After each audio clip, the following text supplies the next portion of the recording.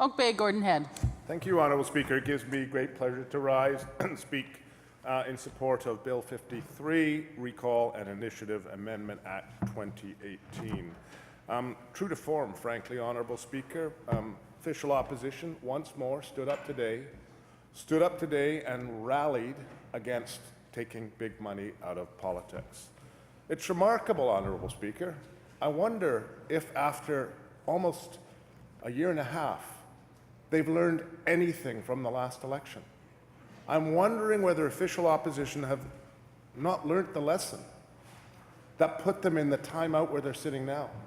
A lesson which is to have them realize that what matters to British Columbians is not the games and the cynicism, but actually ensuring that their interests are front and center in our democracy. Now, listening to the member from Vancouver-Langara moments ago discuss another bill, frankly, and not actually address the substance of this bill, which is taking big money out of yet another aspect of BC politics, I had a light bulb go on. And the light bulb was this. I realized now why the BC Liberals, Honourable Speaker, are so cynical, are throwing allegations of gaming the system, are actually claiming that this is undermining this and that. And it's because, Honourable Speaker, that's the mindset by which they operated government for the last 16 years. And they recognize, and they realize, yeah, but you didn't, the member from Vancouver-Langara said he wasn't here for 16 years, and I understand that, Honourable Speaker. Members, I understand that, Oak Bay, Honourable Gordon Speaker. Head has... I Members, understand that, Honourable Speaker. Oak Bay, Gordon Head has the floor. Thank you. The member from Vancouver-Langara wasn't here for 16 years, but I suspect the person who wrote his speech was. And the cynicism, Honourable Speaker, the cynicism embodied in what we hear today is classic. It is exactly what I've come to now realize is the way that they operate. They accuse others of being them because the only frame that they understand is one of a few select people doing what's in the best interest of the people that they want to represent. I understand that, Honourable Speaker. It was a light bulb, and I expect to hear more about that as we discuss this bill further. You know, I'm not sure what, as I said, anything the official opposition have learned. We in British Columbia were called the Wild West of political financing by the New York Times. That's not exactly a brand that we would want to actually, take some, pride in. It's an embarrassing brand. And one of the first things that was done with the new government, was reflecting the will of election campaign promises of both the BC NDP and the BC Greens to ban big money. And yes, Honourable Speaker, and what was remarkable, what was truly remarkable, is that the BC Liberals voted against that as well. Like they voted against banning big money in provincial politics. Talk about self-serving. The gall to be in this legislature and listen to BC Liberal after BC Liberal go on about somehow this proportional representation campaign is self-serving after they voted against the bill to ban big money. And today again, at first reading of this bill, without even having the opportunity to see what was in the bill, they voted at first reading. They voted at first reading against taking big money out. You know, Honourable Speaker, Bill 53 complements Bill 3, the Election Amendment Act 2017, which was passed, which again, as I pointed out, was voted against by the BC Liberals. It also complements Bill 15, Local Elections Campaign Financing Amendment Act, which was passed in the fall of last year as well, which took big money out of local government elections. So big money's now gone from provincial elections, from local government elections, and school board elections. And what's happening right now, Honourable Speaker, is the final aspect of that is being closed. That is in recall and initiative campaigns. Now, you know, when this bill was introduced, my office put out a press release applauding this bill. What was stated in our press release, and attribute the quotes which I gave, were recall campaigns should be about making politicians accountable to their constituents, not to making them subject to big money funded hit jobs. One of the quotes I gave for that. Another quote I suggested was that these rules will apply to both proponents of recall campaigns and politicians who are attempting to stay in power. Conveniently forgotten by members opposite. That big money can be used not only by a proponent of a recall campaign, but a defendant in a recall campaign. And that is being cleared up in this particular legislation. This legislation will assure that a sufficiently motivated electorate is able to recall their elected officials without risking the process being corroded by the influence of big money. Politicians should be accountable to voters, plain and simple.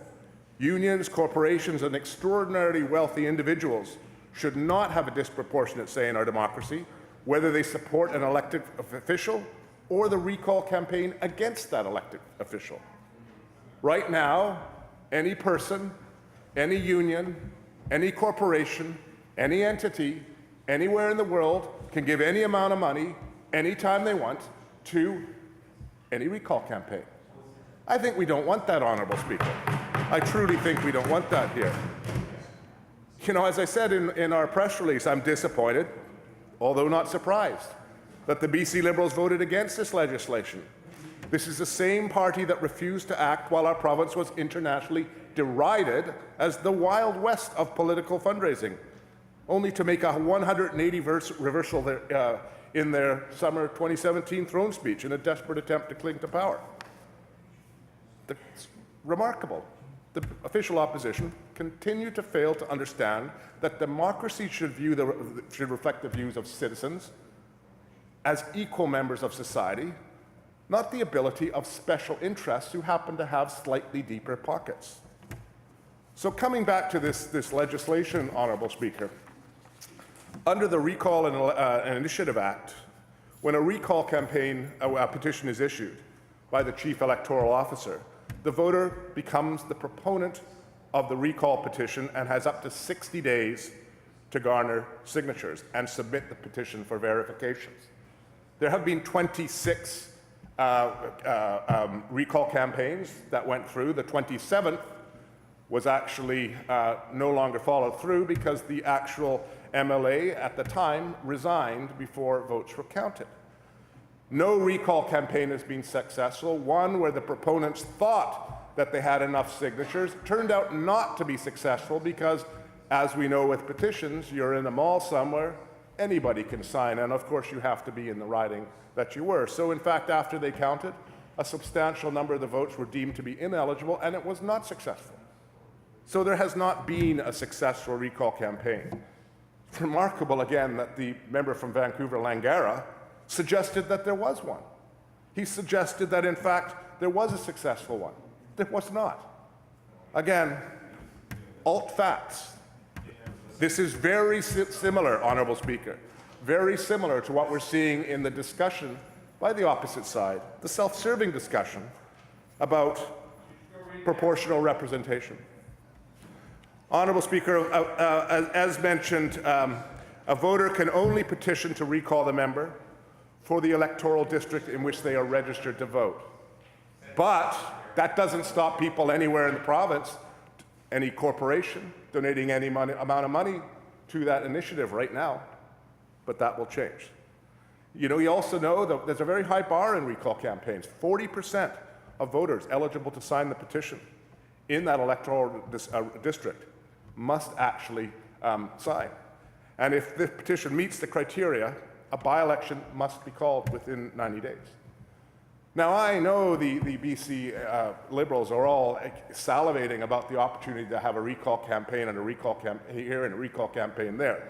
The reality is, I suggest to you, Honourable Speaker, that they should actually be worrying about recall campaigns in their own ridings based on their performance in this legislature over the last session.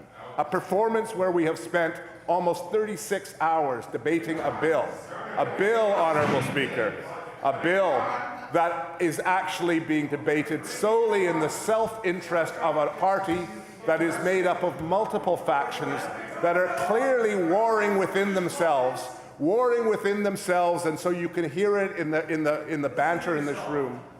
A party that's afraid of the future, a party that is afraid of actually British Columbians having a say in their own democracy because they might not like what the outcome is.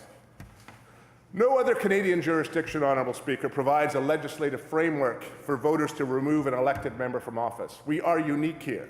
It was, and successful petitions, as we know, do result in the immediate removal of an MLA. A recall petition cannot be initiated until at least 18 months after an MLA is elected, and in the present case, that date would be November the 10th. It's incredibly easy for a citizen to initiate a recall campaign, Honourable Speaker. You basically need $50 processing fee and a statement not exceeding 200 words, setting out why, in the opinion of the applicant, the recall campaign is warranted. So, you know, we have an initiative. It's very similar for initiatives. I'll come to that in a second. We still have an initiative that just stopped, initiative to basically stop Site C. I don't know what happened to that because we still haven't seen the signatures. It didn't get a lot of attention. Well, we have no idea, so I never saw that. So, but anybody can do these, Honourable Speaker. That's the point I'm raising. Whether they're successful or not, anyone can do it. The point of the matter here is what's being done here is certain rules are applied to ensure that vested interests who have been so embraced by the formal government and now official opposition cannot use their deep pockets to actually influence. I do note the time, though, Honourable Speaker, and I believe I think we're. I see a change in chair, Honourable Speaker. I note the time, and I reserve my right to continue my position in debate, and I do move adjournment of the debate.